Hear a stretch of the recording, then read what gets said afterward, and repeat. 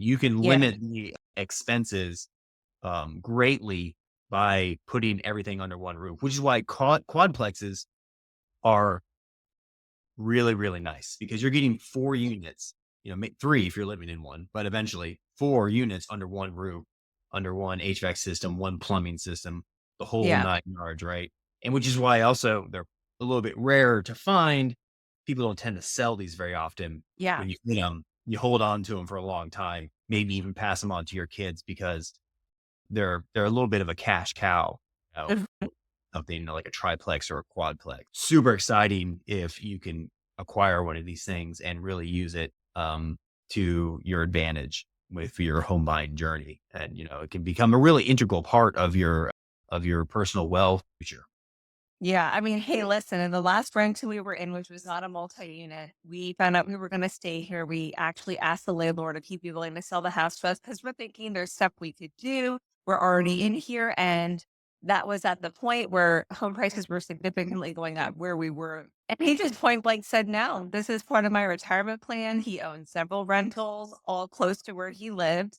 And you better believe the second we moved out, we saw it listed for rent $700 more than what we were paying. So, I mean, I'm not saying take advantage of people, but I want people to understand, this can be a very lucrative long-term gain for people.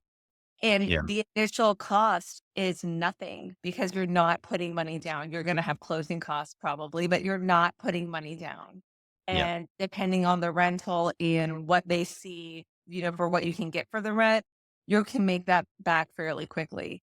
So, just like you said, after the right person who really sees the whole picture and what they could benefit from that.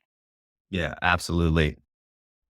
I do have a few pro tip notes for people. Did you want to say anything else about the mortgages and how they work first before we move into the next segment here?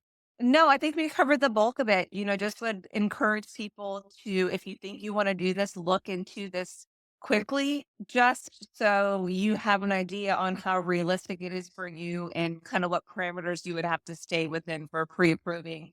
And of course, talk to Ryan if you're coming to Hampton Roads, you're looking for someone who understands how these units work and how unique they are to make sure you're prepared.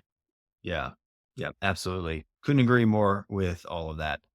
So, pro tip category number one, we're going to talk a little bit about what to look for in the building itself.